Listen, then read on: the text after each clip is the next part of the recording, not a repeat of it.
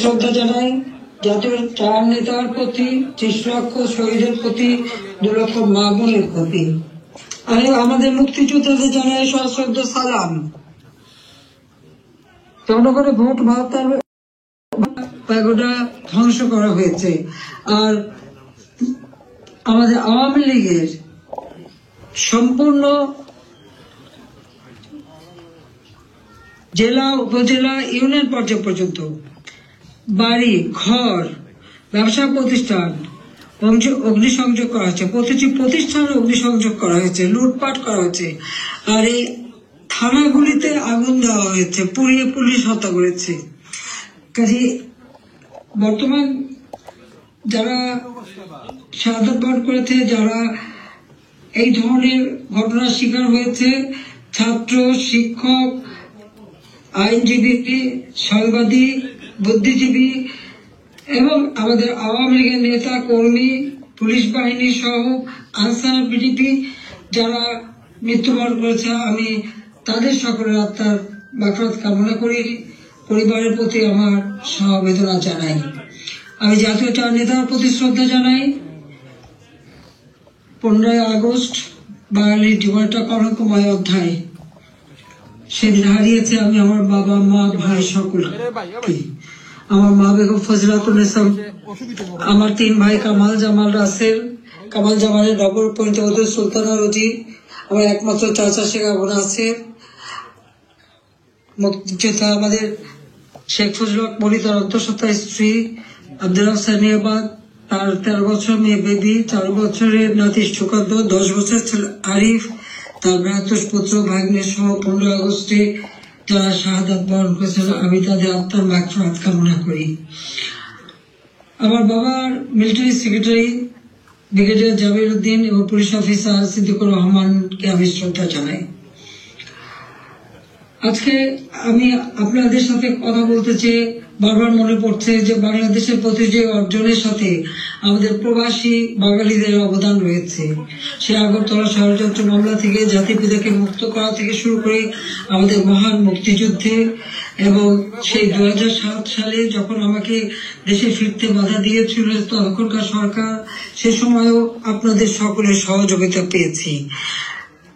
আজকেও যখন বাংলাদেশ অত্যন্ত একটা কঠিন সময়ের মধ্য দিয়ে যাচ্ছে, একটা ফ্যাসিস্ট সরকারের অধীনে বাংলাদেশের মানুষের মৌলিক অধিকার, বেঁচে থাকার অধিকার সবই হরণ করা হয়েছে। সারা বাংলাদেশ জ্বলছে, প্রতিটি প্রতিষ্ঠান আগুন। সেই অবস্থায় প্রবাসীরা আজকে নির্যাতিত, নিপীড়িত মানুষের পাশে আছেন। আমি আপনাদের প্রতি কৃতজ্ঞতা জানাই, আন্তরিক ধন্যবাদ জানাই এই চরম দুঃসময় মানুষের পাশে দাঁড়ানোর জন্য। বাংলাদেশকে আমরা গড়ে তুলেছিলাম জাতির পিতা স্বপ্নের বাংলাদেশ হিসেবে, ক্ষুধা দারিদ্র্যমুক্ত বাংলাদেশ হিসেবে। অর্থনৈতিক ভাবে বাংলাদেশ উন্নত হয়েছিল, কিন্তু আজকে আমরা দেখি যে একে একে সব ধ্বংস করা হয়েছে। আজকে এমন একটা সরকার ক্ষমতায় যাদের হাতে এদেশে 30 লক্ষ মানুষ শহীদ হয়েছে, আমাদের বুদ্ধিজীবীদের হত্যা করা হয়েছে। এই 14 ডিসেম্বর বুদ্ধিজীবী হত্যা দিবস। সেই সময় ওই নিজামী, মুজাহিদ থেকে শুরু করে এরা তো দেশকে মেধা শূন্য করার একটা চেষ্টা করা হয়েছিল। সেই সময় একদিকে পাকিস্তানি হানাদার বাহিনী, তাদের গণহত্যা, আর সেই সাথে সাথে এই 9 সাল থেকে 24 সাল এই সময়ের মধ্যে জন্ম শতবার্ষিকী উদযাপন করি, 21 সালে যখন স্বাধীনতা সুবর্ণ জয়ন্তী উদযাপন করি, সেই সময় বাংলাদেশকে আমরা উন্নয়নশীল দেশের মর্যাদায় অধিষ্ঠিত করি। অর্থাৎ যেখানে বাংলাদেশ জাতীয়তাবাদী, যেখানে জাতির পিতা বাংলাদেশকে রেখে গিয়েছিলেন, সেই জায়গা থেকে আমরা জাতির পিতার আদর্শ ধারণ করে, তার পদাঙ্ক অনুসরণ করেই বাংলাদেশকে আমরা উন্নয়নশীল দেশের মর্যাদা এনে দিই। জনগণের মৌলিক চাহিদা পূরণ করি। দারিদ্রের হার 41 ভাগ থেকে 18.7 ভাগে নামিয়ে আনি। হত দরিদ্র যা 25.1 ভাগ ছিল, সেটা আমরা 5.6 ভাগে নামিয়ে আনি। আমাদের লক্ষ্য ছিল বাংলাদেশ সম্পূর্ণভাবে অতি দারিদ্র মুক্ত হবে। আর সেই লক্ষ্য নিয়ে ব্যাপক কর্মসূচি বাস্তবায়ন করে প্রতিটি গ্রামকে শহরে রূপান্তর করে ঘরে ঘরে বিদ্যুৎ পৌঁছে দিই, খাদ্য নিরাপত্তা নিশ্চিত করি, দরিদ্র মানুষের জন্য বিনা পয়সা খাদ্য বিতরণ, মধ্যবিত্ত নিম্নবিত্ত তাদের জন্য এখন নিম্নবিত্তদের জন্য 15 টাকায় চাল, আর মধ্যবিত্ত বা স্বল্প আয়ের তাদের জন্য 30 টাকা চাল যাতে কিনতে পারে এবং ডাল তেল লবণ সহ কিনতে পারে। 1 কোটি পারিবারিক কার্ড আমরা তৈরি করে দিই টিসিবির মাধ্যমে, যাতে যারা ফিক্সড ইনকাম করুক, সীমিত আয়ের মধ্যে দিয়ে চলতে হয়, তাদের জন্য এই দ্রব্যমূল্যের উচ্চ মূল্যে তারা যেন কোনো মতে কষ্ট না পায় সেদিকে লক্ষ্য রেখে আমরা সেই পদক্ষেপ নিয়েছিলাম। আমাদের লক্ষ্যই ছিল ক্ষুদ্র দারিদ্র্যমুক্ত বাংলাদেশ গড়ে তোলা। গৃহহীন ভূমিহীন মানুষই বাংলাদেশকে ভূমিহীন গৃহহীন মুক্ত একটা মানব কল্যাণে রাষ্ট্র হিসেবে গড়ে তুলতে পারতাম।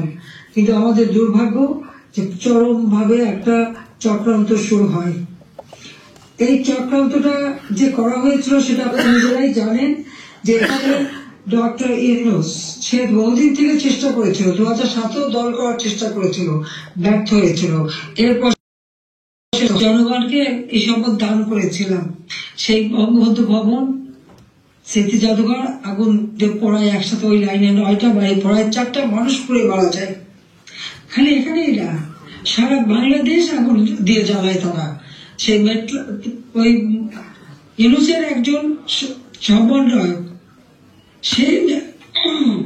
সে নিজেই স্বীকার করেছে পুলিশ হত্যা এবং মেট্রো রেলে আগুন না দিলে নাকি তাদের বিপ্লব সফল হতো না।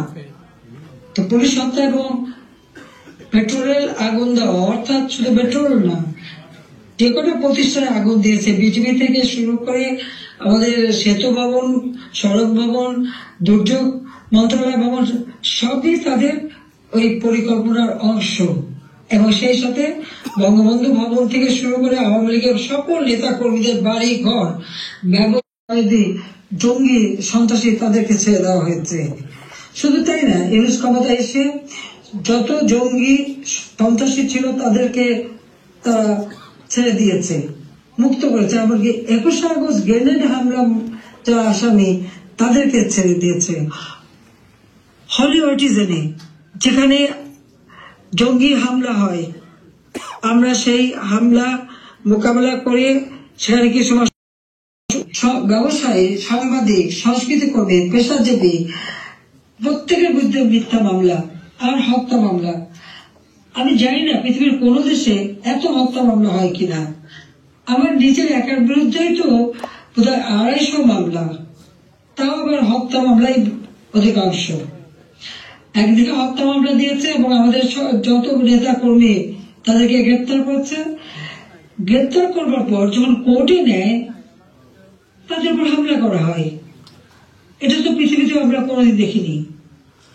আপনারা জানেন যে এমনকি একজন সাধু চিন্ময় কৃষ্ণ দাস, তাকে গ্রেপ্তার করা হলো, কিন্তু তার পক্ষে আইনজীবী দাঁড়াতে পারবে না।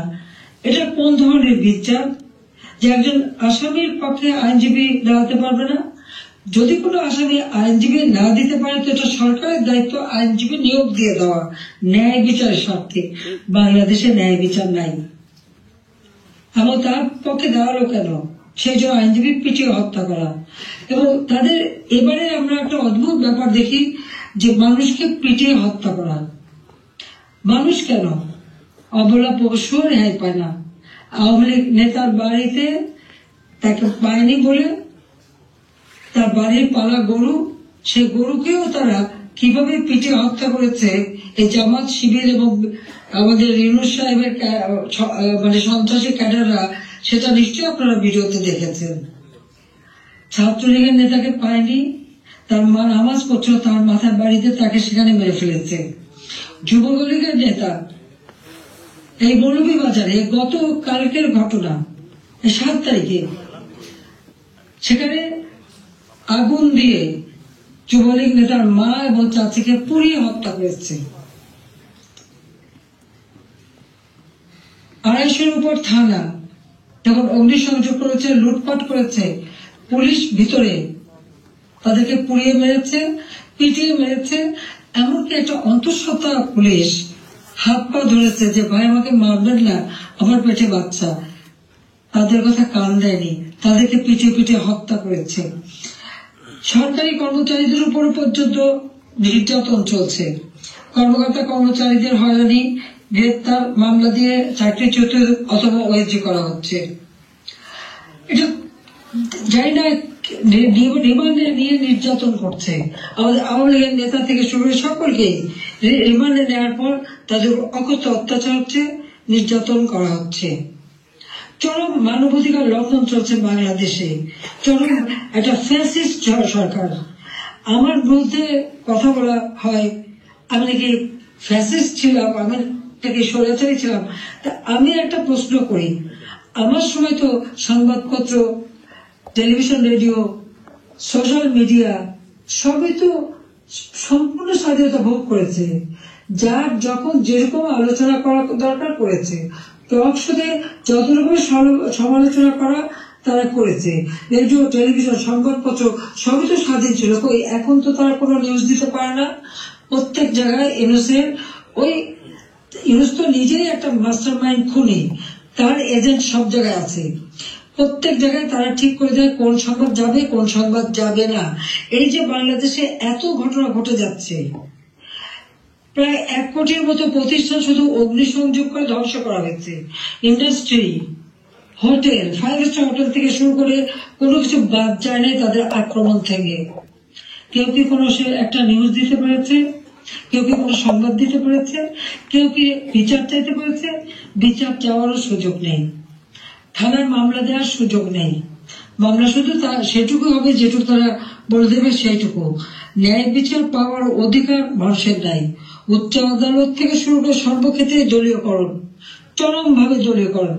বলছে বৈষম্য বিরোধী আন্দোলন, এখন তো দেখা যায় সব জায়গায় বৈষম্য সৃষ্টি করা হচ্ছে। আমি একটা কথাই বলতে চাই, যে সমস্ত অপবাদগুলি দেওয়া হয়েছে সবাই একটু তুলনা করে দেখুন যে আওয়ামী লীগ সরকার থাকতে মানুষ কিভাবে স্বাধীনতা ভোগ করেছে। সেটা সোশ্যাল মিডিয়া হোক, তাদের বক্তব্য হোক, মিটিং মিছিলে হোক, সবকিছুতে অধিকার ছিল। আমরা তো সেখানে হস্তক্ষেপ করিনি। কিন্তু আজকে কি, আওয়ামী লীগের একটা নেতা কর্মী রাস্তায় নামতে পারে না, রাস্তা দিয়ে হেঁটে যাচ্ছে, একজন বলে দিল উনি আওয়ামী লীগের কর্মী, সঙ্গে সঙ্গে তাকে এক কোপ দিয়ে হাত ফেলে দিল, কেটে ফেললো। কোন দেশে বাস করি আমরা?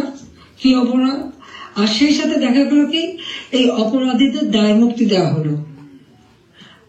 জুলাই 15 তারিখ থেকে এ পর্যন্ত যাদের হত্যা করা হয়েছে, লুটপাট, অগ্নিসংযোগ, মানুষ হত্যা, ছাত্র হত্যা, প্রতিটি শিক্ষা প্রতিষ্ঠানে লুটপাট, সেখানে তাদের উপর নির্যাতন, শিক্ষকদের উপর নির্যাতন, ছাত্রদের উপর নির্যাতন, প্রতিটি জায়গায় নির্যাতন চালানো হচ্ছে। আপনারা কি একবার ভাবতে পারেন? শিক্ষক, গুরুজন, শিক্ষককে দেখলে ছাত্ররা ভয় পায়, সমীহ করে। আর আমরা কি দেখলাম? আমাদের নোবেলের আমলে আমরা দেখলাম ছাত্ররা শিক্ষকদের অপমান করছে, অধ্যক্ষকে পদ থেকে বাধ্য করছে, ছাত্রীরা প্রিন্সিপালকে গাছের সাথে বেঁধে